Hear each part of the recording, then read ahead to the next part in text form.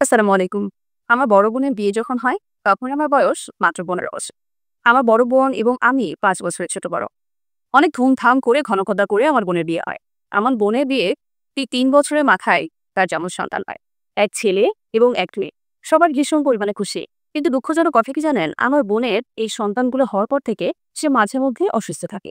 শারীরিকভাবে সে কোনোভাবেই স্টেবল হয়ে উঠতে পারে। মাঝে মধ্যে অসুস্থ, ডাক্তারের কাছে নিয়ে যেতে হয়। ডাক্তার কোনো কিছুই বলতে পারে না। বলে ওনার সবকিছুই ঠিক আছে, ওনার একটু মানসিক শান্তি প্রয়োজন। আসল কথা আমরা যেটাকে বলি পোস্টমর্টম ডিপ্রেশন, অর্থাৎ বাচ্চা হওয়ার পরে মানুষ যে ডিপ্রেশনে চলে যায়, আমার বোনের সাথে সেই জিনিসটাই ঘটেছিল। সে কোনোভাবে স্বাভাবিক হতে পারছিল না। এই জিনিসটা নিয়ে আমরা অনেক ডাক্তার দেখাই, অনেক কবিরাজ দেখানো হয়, কিন্তু কোনো কিছু থেকেই সে এই জিনিসটা থেকে রেহাই পাচ্ছিল না। সে অনেক বেশি অসুস্থ হয়ে পড়েছিল। তার মাঝে মধ্যে এমন খিঁচুনি উঠতো যে খিঁচুনির জ্বালায় সে জিহ্বার শপথ আর কেটে গিয়েছে, দাঁতের চাপায়। সে এতটাই অসুস্থ, মানসিকভাবে বিধ্বস্ত হয়ে পড়েছিল যে কোনোভাবে তাকে কন্ট্রোলে নিয়ে আসা যাচ্ছিল না। তবে দুঃখজনকভাবে হঠাৎ করে আমার বোনের বাচ্চার বয়স যখন ৬ মাস, তখন হঠাৎ করে খিঁচুনি ওঠা অবস্থাতেই সে মারা যায়। মারা যাওয়ার পরে আসলে যমজ সন্তানগুলো কি হবে, দুলাভাইতে চাকরি করে, তখন আমাদের বাসায় দিয়ে যাওয়া। যে একটু বড় হোক, তখন তারা নিয়ে যাও। তার দাদি বাসায় একটাকে রাখতে চায় এবং একটাকে আমাদের বাসায় রাখতে চায়। কিন্তু আমার মা বলে, "না, ২ জনকে একসাথে দাও, আমরাই একটু কষ্ট করে মানুষ করে দিই, পরে তুমি নিয়ে যাও।" আমার দুলাভাই রাজি হয়ে যায়। এর মধ্যে কেটে যায় আরো ১টি বছর। আমার বোনের বাচ্চার বয়স এখন ১৪ মাস। তারা ঘুরে ফিরে জানেন আমাকেই মা মনে করে। আর ওদেরকে আমি এত স্নেহ করি, ওরা আমাকে মা বলেই ডাকে। ছোট থেকে তো ওরা মায়ের আদর পায়নি। তাই আমার কাছেই থাকে, আমাকেই ওরা মা মনে করে। আর আমার মাকে কিন্তু নানি বলেই ডাকে। ওদেরকে আমরা আদর স্নেহ করে মানুষ করেছি। তবে এখন তো বড় হয়েছে। আমারও বিয়ের বয়স হয়েছে। আমার বিভিন্ন জায়গা থেকে বিয়ের কথাবার্তা ওঠে। বাবা-মা আমার জন্য ছেলেও দেখছে।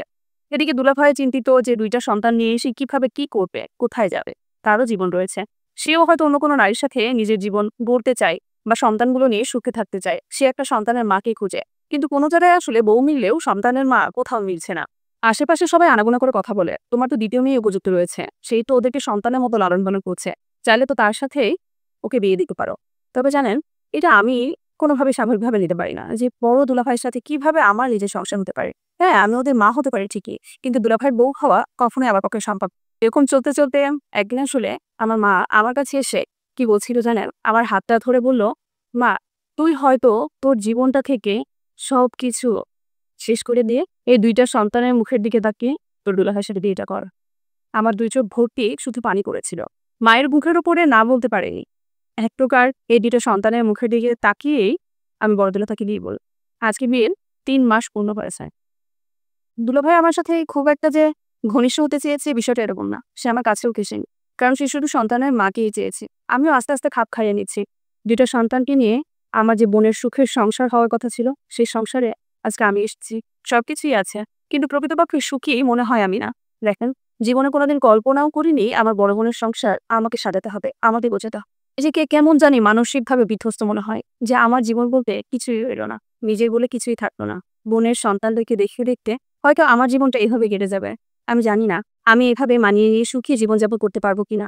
তবে আমি আমার জীবনটাকে একদমই নিঃশেষ করে দিলাম এই ২ টি সন্তানের কারণে। এটা একটা আপুর বাস্তব জীবনের ঘটনা। এই সকল গল্প বা কথাগুলোর সাথে আমার বাস্তব জীবনের কোনো সম্পর্ক নেই।